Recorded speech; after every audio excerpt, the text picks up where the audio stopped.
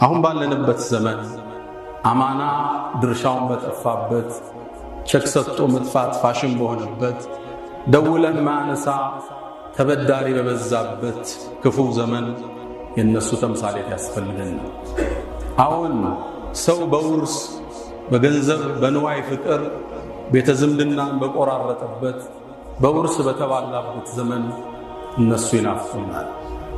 አሁን በዚህ በሶሻል ሚዲያ ባበድንበት ዘመን ወጣቱ በፖርኖግራፊ በሰከረበት ዘመን ራቁት ገላም መልቀቅ ፋሽን በሆነበት ዘመን የሰሃባው አስተምሮት ያስፈልገናል። አሁን ላይክና ሸር ለማግኘት ሲባል የሰው ስም ማጥፋት በረከሰበት ዘመን በሬ ወለድ ወሬዎችን መንዛት ባህል በሆነበት ዘመን የዛ ትውልድ አስተምሮት ያስፈልገናል። አሁን ባለንበት ዘመን አንዱ ዞሮ በማይጠይቅበት የራሱን ምቾት ካረጋገጠ የወንድሙ ግድ በሌለበት ዘመን ለሌላው መቆረስ ለሌላው መኖር ለወገን መድረስ ትርጉም ባጣበት ዘመን ያን ትውልድ እንደ ሞዴል ማንሳት ግድ የሚልብን ወቅት ነው። የነቢዩ ዓለይሂ ሰላቱ ወሰላም ባልደረቦች አላህ ኮትኩቷቸው ወደድኳቸው ያላቸው والسابقون الأولون من المهاجرين والأنصار والذين اتبعهم بإحسان رضي الله عنهم ወድጃቸው አለው ያላቸውን ትውልድ አስተምሮቶቻቸው ዘግነን በትንሹ ማውጋት የዚህ ትውልድ ኃላፊነት ነው። ሰሃቦቹ ከነብዩ ጥግ የማይጠፉ ለደቂቃ ማይለዩአቸው ሳያስፈቅዷቸው የማይሄዱ ከሳቸው አስተምሮትን የቀዱ የሳቸውን ሕይወት የተገበሩ ቁርአን በገለጻቸው መልኩ የሚጠቀሱ ውድ የአላህ ምርጥ ባሮች የማይደገም ትውልድ በዛ ቁጥር ልክ አንድ ነቢይ ሐዋርያ ኑሮ ታያቂ 120,000 ሰሃባ ይህ ምርጥ ትውልድ አስተምሮቱ ዛሬ ያስፈልገናል። ዛሬ አንደኛውን እናንሳ። አላህ የተገረመበትን ባሪያ በምሽት ተመልክቶ ያዳነቀውን የአላህን ባለሟል እናውሳ። ነቢዩ ዓለይሂ ሰላቱ ወሰላም አንዴ አሰግደው ዒሻን ሲጨርሱ ከፊት ለፊታቸው ፊቱ የገረጣ ጸጉሩ የተንጨዋረረ አቧራ የለበሰ ግለሰብ ተሰይሟል። የአላህ መልእክተኛ ናቸው። እርቦኛል ሊበላ ናቸው። እርግጥም ረሃብ ቆልቶታል። ስታዩት አንጀት ይበላ ነበር። መልእክተኛው ዓለይሂ ሰላቱ ወሰላም ወደ ቤታቸው ላኩ። ሞዴል ናቸው። አቡበክር ራት ጋብዘዋል አሉ። ዑመር ፈልግለት ብለው አልተጣሩ። ከራስ ነው ድርጊት የሚጀምረው። ቤታቸው ላኩ። ከሚስቶቻቸው ካንዷ መልስ መጣ። የአላህ መልእክተኛ ወለዚ በዓሰከ ብልሐቅ ማ ዒንደና ኢላ ማኡን ቤታችን ውስጥ በእውነት በላከ ጌታ እንምላለን ውሃ እንጂ የለም አሏቸው። ሌላኛዋ ሚስታቸው ጋር ላኩ። መልሱ ተመሳሳይ። የእሳቸውን ሲጨርሱ ሰው አልጠቆሙም፣ ጥሪ ያቀረቡ። ከእናንተ መሃል ይህን የኔን እንግዳ ማን ያስተናግደዋል? ለካ ሰሃባውን በወቅቱ ችግር ውስጥ ነበር። የቤት ጉርሳቸው አንሶ ነበር። እጅም ያነሳ ጠፋና አንገቶች ተቀረቀሩ። ከነሱ መሃል አንድ አንሳሪ እጁን አነሳ። የአላህ መልእክተኛ እኔ አላቸው። እሱስ ቤት ውስጥ ምን ይሁን? ምን ይኖረው ይሆን? በሬ አርዶ ይሆን? ጥብስ ይኖራል ፍሪጅ ውስጥ? እስኪ እንከተለው ወደ ቤቱ አቀና። ሚስቱን ጠየቃት። ቤት ውስጥ ምን አለ? የነብዩን እንግዳ ይዤ መጥቻለሁ አላት።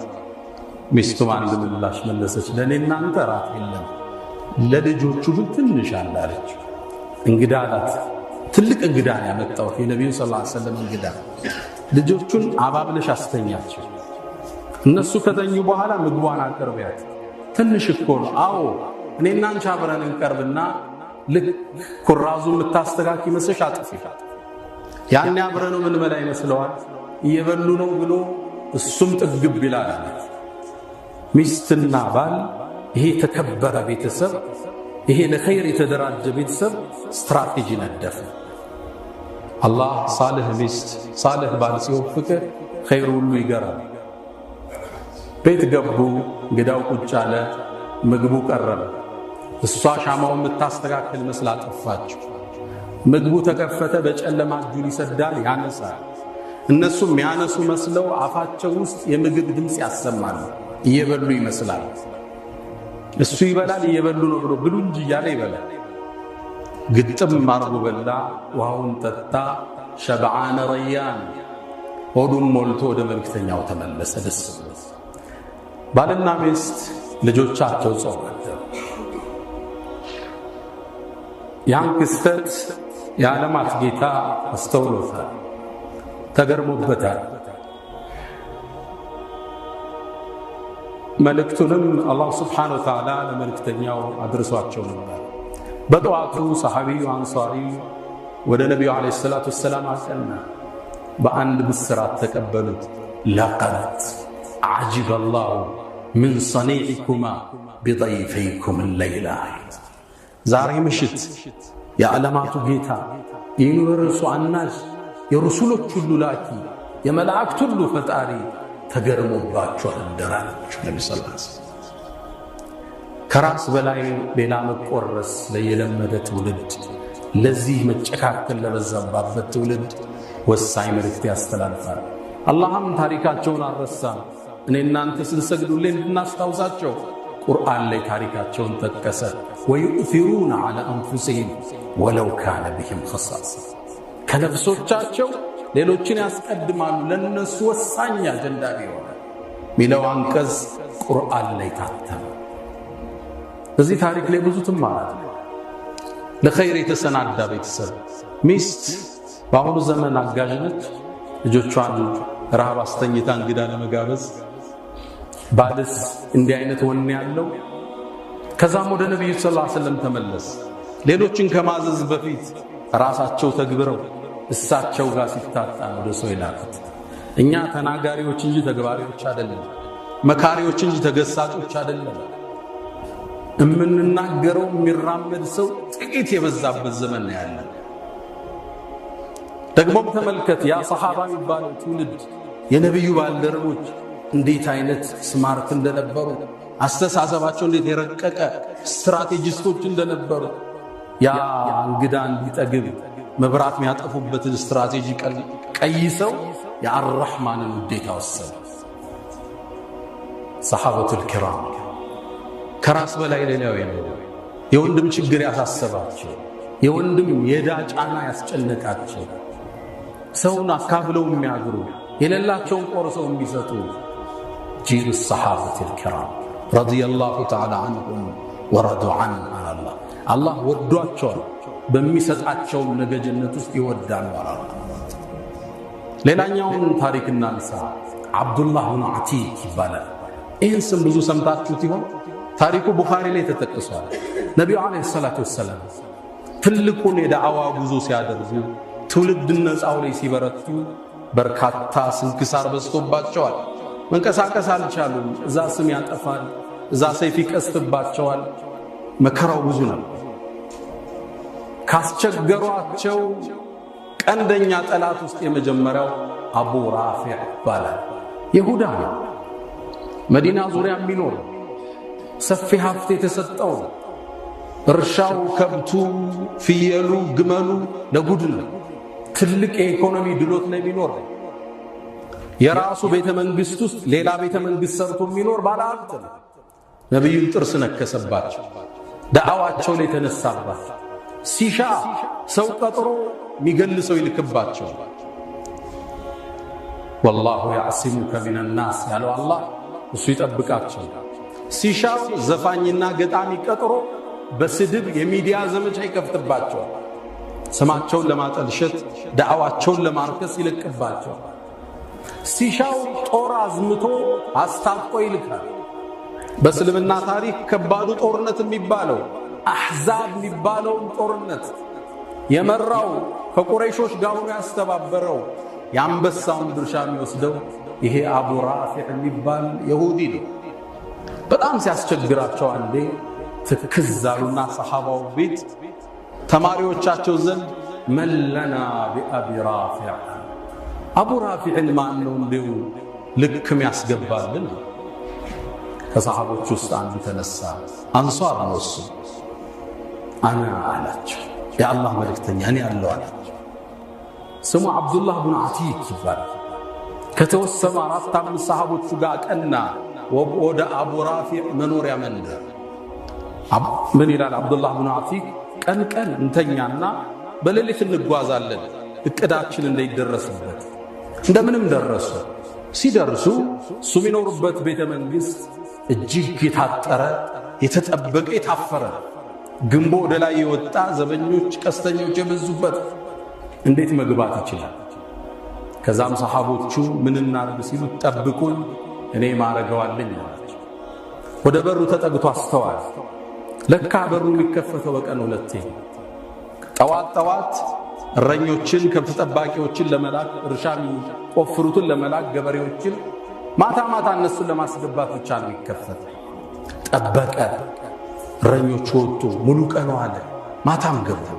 እንዴት ይግባ? ተክዞ እያለ የውስጥ ንያውን ያወቀው አላህ እድል ከፈተለት። ድንገት አህያ ጠፋን ብለው በሩን ከፍተው ወጡ። ፍለጋ ተያያዙ። ጨለማ ነው። ከመሸ ነው። አብሮ ተደባለቀስ። ፈለጉ አህያውን አጡት። በር ያለው ዘበኛ በአስቸኳይ ግቡ አልያ ለዘጋው ነው አለ። እሱም ከነሱ ውስጥ አብሮ ገባ። የገባው ወደ ተከበረ ቤተ መንግሥት ውስጥ ነው። መውጫም የለም። አህዮቹ ወደሚኖሩበት ክፍል ገባውና ቁጭ አልኳል። ዘበኛው በሩን ቆልፎ ቁልፉን ሲያስቀምጥ አየው። ሁሉም ወደ ምኝታቸው ገቡ። እዛው ጠብቀው። ከዛም ወጣውና ቁልፉን አንስቼ በሩን ከውስጥ ከፍቼ ከፈታ ከታወቀብኝ እንኳን ሩጭ እንዳመለጥ ወደ ውስጥ ሲገባ ሌላ አቡ ራፊዕ የሚኖርበት ሌላ ቤተ መንግሥታን ተጠጋው። ቁልፉን ይዘው ከዛም ከውጭ ያሉ በሮችን ሁሉም ቆለፍኳቸው። ጩኸት ሲሰማ እንዳይወጡ እንዴት እንደሚያስቡ እዩ ሰሃባ ሲሆን ወደ ውስጥ ጠጋ ስል አቡ ራፊዕ ከእንግዶች ጋር ተሰብስቦ ያወራል፣ ይሳሳቃል። ወሬው ስለ ነብዩ ነው። ወሬው እስልምና ማጥላልሸት ነው። ሁሉን ወሬ ያወራል። ዝም አልኩት። ብገባስ እነሱ ይከላከሉለታል። ጠበቁ። ተለያዩና ወደ አልጋቸው ሄዱ። ውስጥ ገባው ከፍቼ እነሱ የተኙበት ምኝታ ቤት ሁሉም ቆለፍኩ እንዳይወጡ ነው። ልክ ወደ ውስጥ ገባ ይላል ድቅድቅ ያለ ጨለማ። እንዴት አቡ ራፊዕ እንዳገኘ ምኝታ ክፍሉ ደርሷል። ኢብኑ ሐጀር ረዲየላሁ ተዓላ ዐንሁ ስለሱ ታሪክ ሲተነትኑ አብዱላህ ብኑ አቲክ የአይን ችግር ነበረበት፣ የማየት በዚህ ላይ ጨለማ ነው። አቡ ራፊዕ እኔትየው ማየው ነገር አጣው። አንድ ስትራቴጂ ቀየሰ። ስም ጠራ። አቡ ራፊዕ ብሎ ጠራ። ከዛም እሱ ለበይካ ድምፁን ወደ ሰማውበት ቦታ ሰይፌን ዘረጋዋል። መታውታል። ሙቷል ብዬ ስወጣ ሲያቃስት ሰማው። አሁን ድምፁን ፍለጋህ ወደ ውስጥ ገባውና እሱን ሊያድነው የመጣ ሰው መስዬ አቡ ራፊዕ ማን ነው? ዘበኞችን ልጥራ እንዲያልኩ አዎ የሆነ ሰው ነው የመታኝ አለ። ጠጋልኩና አሁንም ወረድኩበታል። ግን አልገደልኩትም፣ አቆሰልኩ። ተመልሼ ስወጣ ቦታው ጠፋ ይዞ አሁንም ድምፄን ቀየርኩ። የሌላ ሰው ድምፅ ቅድም ቀጠና አሁን ወፈር። ምን ገጠመ? ሚረዳህ ላምጣ እንዴ አለው። አዎ የሆነ ሰው መታኝ ሲል በሰይፍ ሄድኩና ደረቱ ላይ ቆምኩበት ይላል። ጨረሰ ኃላፊነቱ። ድምፅ ተሰማ ግቢ ውስጥ። ዘበኞቹ ተነሱ፣ ጩኸት ተሰማ። በሩን ከፋፍቸው ስለነበር ወጣ። አጥሩን ዘላለው ስል መሰላሉ ያለቀ መስሎ እግሬ ተሰበረ ይላል። ጥምጣሜን አወለኩና እግሬን አሰርኩት። ሰይፌን ተንተርሼ ከግቢው ወጣ። ሰሃቦቹ ሌሎቹ ከውጭ ርቀት ይጠብቁት አልተገናኙ። ምን አረክ?